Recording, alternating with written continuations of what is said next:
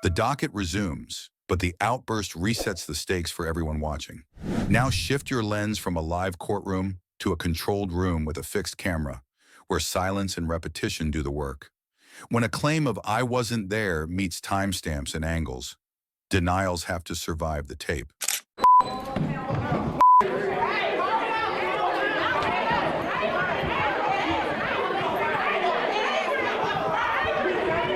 Now shift to a case where the room is controlled, the lens is fixed, and the question is simple: the interrogation that wouldn't blink.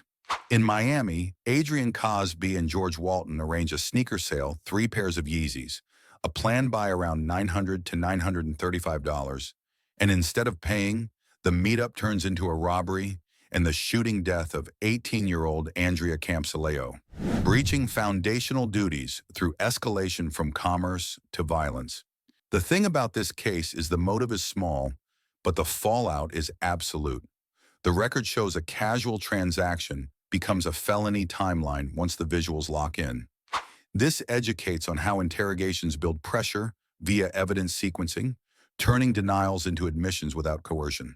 Detectives seat Cosby in an interrogation room where the camera never flinches. They start with open-ended questions. Where were you? Who set the meet? What happened after the messages? He leans into distance. Not there, not armed, not involved. Then the method tightens. They roll surveillance video from multiple angles around the housing complex. A coverage net, the detective points out, is unusually dense. Different cameras show arrivals, routes, and departures. Timestamps pin movement. Witness statements and phone activity fill the gaps. Let's break that down. Effective interrogations don't raise voices. They raise pressure through sequencing.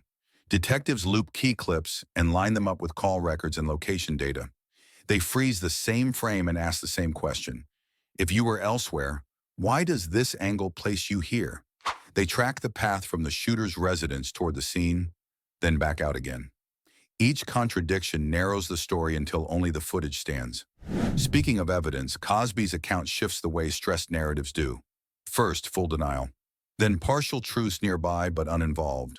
Aware but not participating. Detectives keep the focus on verifiable facts.